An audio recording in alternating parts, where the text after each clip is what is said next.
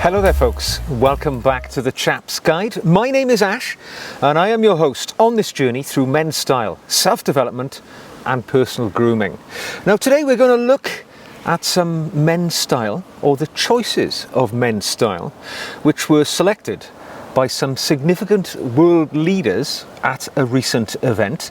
And I'm just going to give you my observations on the way that they've dressed and perhaps where they could have done a little better, maybe some areas which we can draw inspiration from in the way which they have dressed. Now the event which I'm talking about was the 6th of June, which saw an important commemoration of the 80th anniversary of the Allied landings on the beaches of Normandy, famously on D-Day, at the beginning of the storming of Fortress Europe and the beginning of the end of the Second World War, in essence. An important, really significant historical event. And to mark that event, at which there were still a number of, I think it was something like 40 veterans of that campaign still living, we saw some of our top world leaders from the Allied nations converging on various events which took place on D-Day. For me, it was a little over a week ago as I filmed this. And some of the images have now been published, and there's one in particular which I wanted to draw your attention to. Now, first thing I want to do is give credit to this image. It's by a photographer called Patrick van Katwijk. So just wanted to sort of credit that. I'm not stealing his work. I just want recognition for the actual photographer. However, let us look at the images. And here we see the picture, right? So, and for a start, the first thing that sprung to my mind when I saw this image was who decided on the dress code, because they've all dressed in exactly the same manner. It's almost as if they had been told what to wear. So they're all wearing navy suits, navy ties, black shoes, white shirts. But it's interesting how they've all taken a slightly different direction in the way that they have dressed. So I'm going to go left to right here, and I'm going to work my way through the world leaders. Now, the first thing I want to get right off the table, I've got no politics in this game, all right? I am not a political individual. I've got no leaning towards any one of these people at all. I am merely making observations on the way in which they have dressed for this event.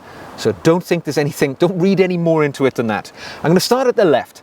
The man on the left is not the man who should have been there. Actually, the British Prime Minister, Rishi Sunak, very contentiously had to leave the proceedings of the D-Day commemoration somewhat early to return to the UK to attend I believe it was a televised interview, because right now as I film this, the UK is in the very close run-up to a national general election, and the incumbent government may be in a bit of trouble. So he obviously prioritised politics over the importance of this event. Didn't work out well for him. He's had to apologise to the country.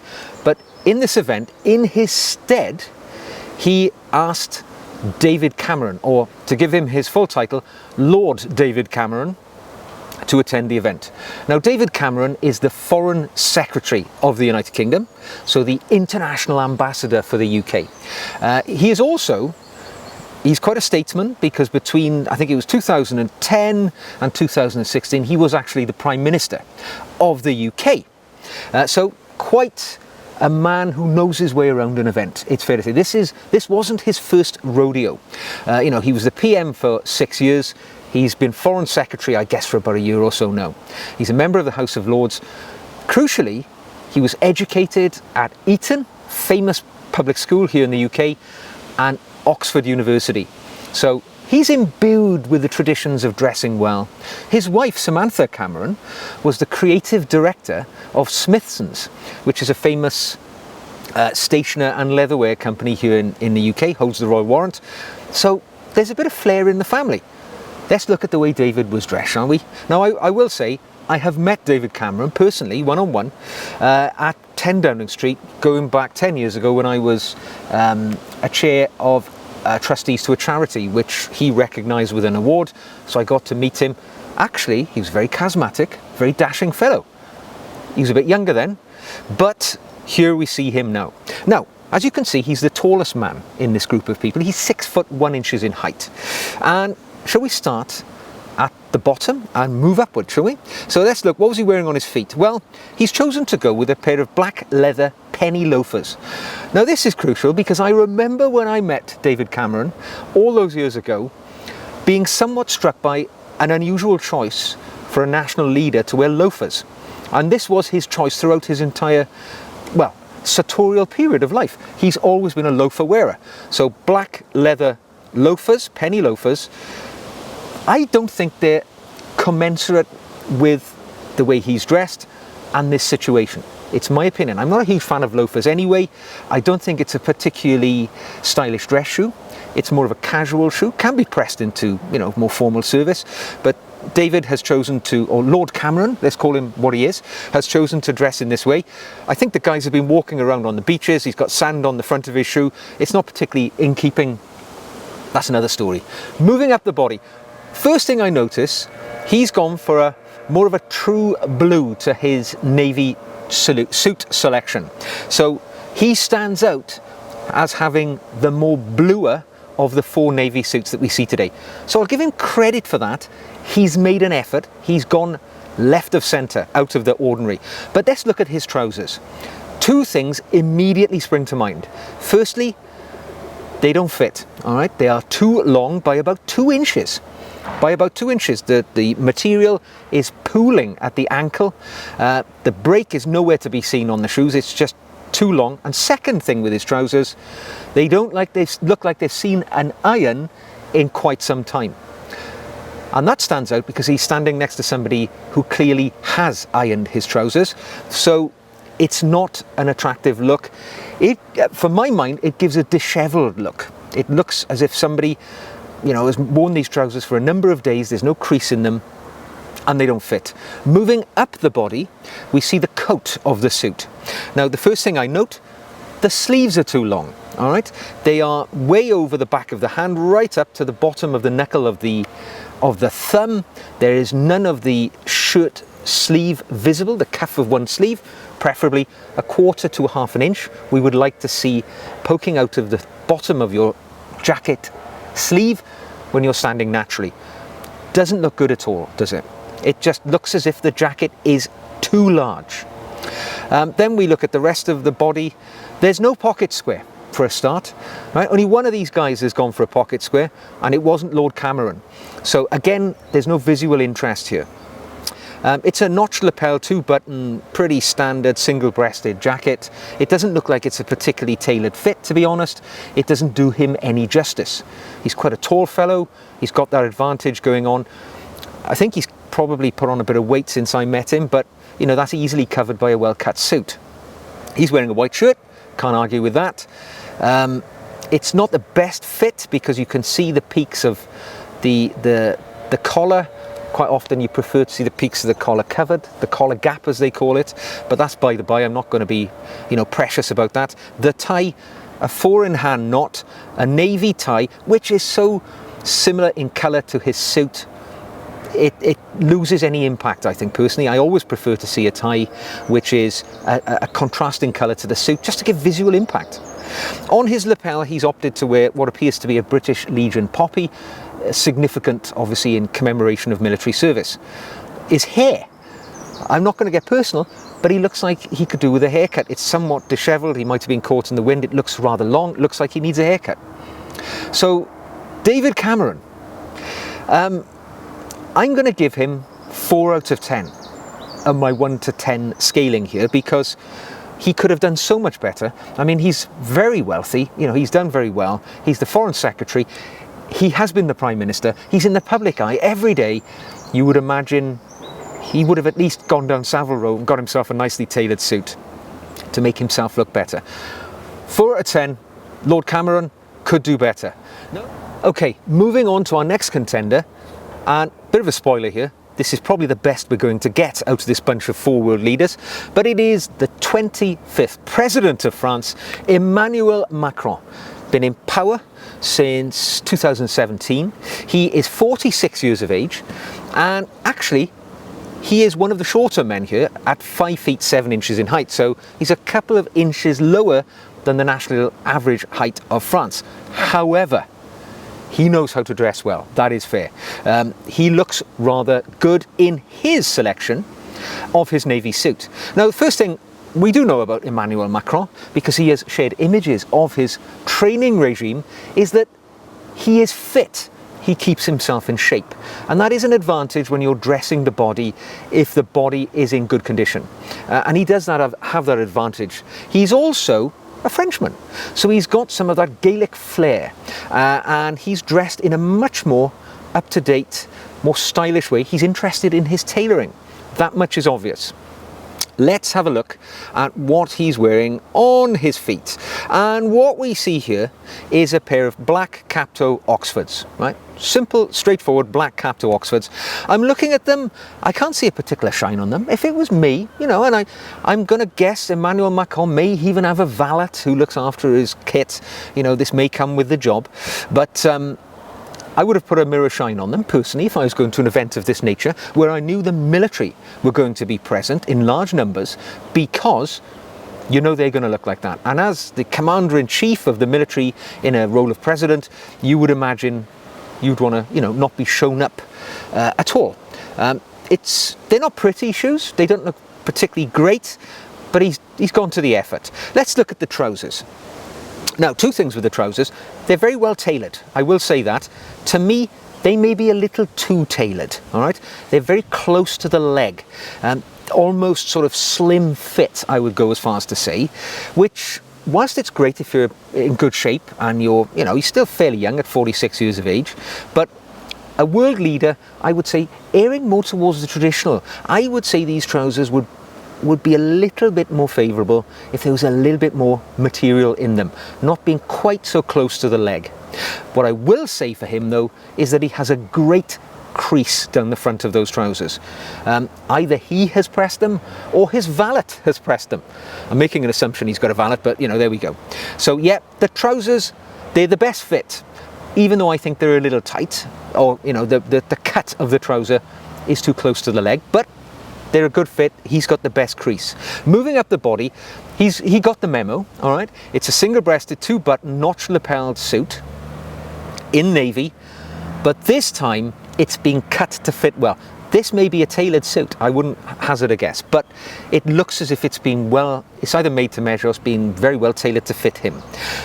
The first thing I notice, it's a good fit across the shoulders, where it's buttoned at the front. There's no pulling, no stretching, no straining on the button. So it's a good natural fit when he's standing up. The length of the sleeve is perfect. We can see about 1/4 to 1/2 inch of the shirt cuff visible at the bottom of the sleeve. We can even see the hint of his wristwatch on his left wrist. It's a nice suit. We can see, we don't get much, but we can see he's got a ticket pocket on the right hand side, so a little bit of style there. No pocket square. That is a disappointment.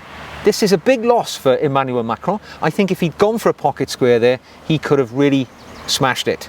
A decoration on the lapel, I can't quite see what it is. I'm guessing it's a poppy, but again, he's demonstrating his affiliation to something or another, whether it's a national honour or a poppy or something of that nature, but he's got something on the lapel. The only thing on his jacket which breaks up the monotony of the navy. White shirt, no collar gap, so it fits nicely on the collar. It's a cutaway collar, so it displays the fact that he's wearing that navy tie. Again, very bland, very navy, looks to be a 4-in-hand knot. A larger knot though, filling the gap in the collar a little, but so boring. You know, a contrasting coloured tie would have been so much more interesting. Looking at the personal grooming, all these men are clean shaven, which is something you often see in world leaders. Even though the vast majority of the population wear facial hair these days, you often see world leaders are clean shaven. Point to note. But Emmanuel Macron, smart, sharp, you know, he's obviously had a good shave, hair perfect. He's done very well, or he's done the best that we're going to see today. I think that's fair. So, moving on. The Chancellor of Germany, Olaf Scholz. He is 65 years of age. He also stands at 5 feet 7 inches in height, the same as President Emmanuel Macron. And let's have a look at what he is wearing. It's very much the same. Little spoiler there. On the feet, what we see here is a derby style shoe. So in other words, the lacing system is contained in a flap rather than integrally built into the shoe. I would suggest this is not a particularly formal shoe. Derby style shoes are not considered to be formal. Oxford tends to be the more formal. These look like comfortable shoes. They look to have some sort of plastic or rubber sole opposed to leather, which would again lend itself to be more formal. But by the by, he's 65, he walks around, he wants to be comfortable. I can't argue with that. At least he's worn black shoes. They are clean. They have seen a brush polish. They are what they are. Not exciting. Not what I would wear to an event like this. But then I'm a little more conservative. Moving up the body, we see again the navy suit. He got the memo as well. The trousers this time. So what can I say? It's got a better break. The break is around about halfway down the lacing system of the shoe, which is where I would prefer a break to be on my personal trousers. Tends to be more comfortable.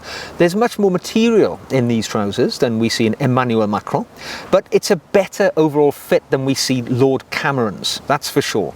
So, you know, there is a crease in the trouser, but it is not as sharp as President Macron. So clearly, if you're going to wear trousers which are not ironed, the best thing to do is not stand next to somebody who's gone to town with the iron, because it's going to make you look sloppy. Moving up the body, yet again, a single-breasted notch lapel navy suit. This time, it's a much more casual fit. You know, he's an older gentleman, 65, and the sleeve, average, you know, it's not cut perfectly. There's no cuff of the shirt visible, but it's, you know, it's okay. This looks like a suit which has been purchased off the rack. It's not necessarily a great fit for this gentleman, but it fits okay, like most suits would if you buy them off the rack without any tailoring. A little bit of tailoring could have sharpened up those trousers, could have made the sleeves fit just that little bit better, but it's okay. We can't argue with it. There is no pocket square. Again, blandness on the suit. With a suit like this, what's there to look at if you don't give a few little touches, some details to draw your attention? He does have a lapel badge, again, some sort of affiliation, some body or entity, breaks up the lapel, thank God, it's the only thing he has on his suit, which is interesting. A white shirt, kind of a cutaway collar, nice white shirt, good fit, no collar gap, navy tie yet again. What can I say? You know, where did these guys all sort of, they must have been instructed to wear the same ties. I don't know. How can four men all wear such similar outfits? This looks to be a half Windsor knot, which gives you more of a symmetrical knot. My personal choice, I'm actually wearing a 4-in-hand knot right now because I'm wearing a woven tie. So thicker materials tend to prefer 4-in-hand. Slicker materials like silk and so on, you can get a nice half Windsor. So yeah, on the whole, personal grooming, he's a gentleman like myself who's lost a bit of hair, but he keeps his hair nice and tight, looks good, well groomed, closely shaven, a smart gentleman. So sorry, I didn't give Emmanuel Macron a grading out of 10. I will give him 8 out of 10. 8 out of 10. Trousers let him down a little. Olaf Scholz, 6.5, right? 6.5. Few things could be better. Could have worn better shoes. Could have tailored his suit. Could have worn a more interesting tie. Could have worn a pocket square. Always need to be improving, don't we? Now we move on to the most powerful man on the planet. The President of the United States of America, Joe Biden. Now, Joe's the oldest man here. He is 81 years of age, stands at 6 feet in height. So he's got that as an advantage. He's also quite lean for a sort of older gentleman in the modern world. So let's see how he has attired himself today. Let's look at the shoes. Well, he's got an interesting shoe on. It looks to be some sort of a shoe come sneaker. Now I understand he's had a few falls recently. He is advancing in age, and I think he's chosen to wear shoes which are less than aesthetically pleasing, more orthotically pleasing.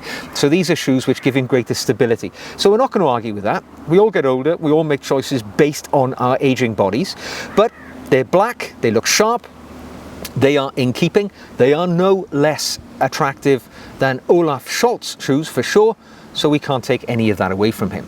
Let us move up the body. He is wearing a navy suit, what a surprise, the trousers. The trousers, to me, look a little long. The break, there's some pooling of the material at the ankle, which suggests these trousers haven't been tailored specifically for the wearer. So this may be an off-the-shelf suit. Now, I'm told American presidents have a habit of buying their suiting from Brooks Brothers. I don't know if that's still the case. This might be a suit which came off the rack. However, you know, it's got a crease. Again, not as sharp as the President of France, but there is a crease. An effort has been made by his valet, presumably, so good effort. Moving up the body. Now, acknowledged some of the President Biden's suit is obscured by Olaf Scholz, who's standing in front of him, but we get the gist. This is a two-buttoned, notch lapel suit in navy. How interesting. What we do see is the sleeve. So the sleeve is showing a little bit too much shirt cuff. Now, to my mind, that's one of two things, isn't it? Either the shirt sleeve is too long or the jacket sleeve is too short. In this case, standing naturally as it is, I would suggest it's probably the jacket is about half an inch too short on the sleeve. Just my opinion. There we go. But the jacket seems to fit well. As I say, Joe has kept himself in good nick. He's a lean fellow, so his clothes tend to look good on him. Also being tall, taller than average, 6 feet tall, you know, it's an advantage when you're dressing the body. Hurrah to the president. He's wearing a pocket square. He's got three-peaked, properly folded pocket square, and it makes him stand out, doesn't it, from the crowd. It's a little more interesting for sure. We also see an adornment on his left lapel. As has often been the case for a long time now, American presidents and politicians tend to wear a miniature version of the American flag there. And yeah, entirely appropriate and very much the case when you're representing your country overseas. A white shirt, pretty standard collar, and again, a navy coloured tie. Looks to be a 4-in-hand, so it's an asymmetrical knot, so slightly non-symmetrical. Personal grooming, clean shaven, tight haircut. Looks good, yeah. What would I give Joe out of 10? I'm going to give Joe 6.5. There are improvement points to be made, such as, you know, some tailoring. But, you know, he wore a pocket square. I've got to give him that. So there we go. Those were my gradings. 4 out of 10 for Lord Cameron.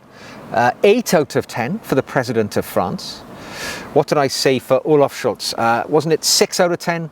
And 6.5 out of 10 for the President of America. So, an interesting bunch, but I think they could have done so much better when they're presenting themselves to the world, because, you know, all turning up in the standard uniform of the politician, it just sucks all the life out of the expressiveness of one's clothing. So there we go. There we go. Just my opinions. I know many of you will take issue. Remember what I said. No political motivations here. I've got no interest in any of these politicians or their policies in the way that they run their countries. I am just expressing an opinion on their clothing, thanks to the image again by Patrick Van Katwijk. But yeah, there we go, my thoughts. Let me know your thoughts in the comment section below. Drop me an email, give the video a thumbs up, subscribe if you'd like to see more, support the channel by buying me a coffee or becoming a patron and benefiting from the additional video content I make each week for my patron, all the information about which you'll find in the show notes below. So until the next time, take care, and I'll see you again very soon.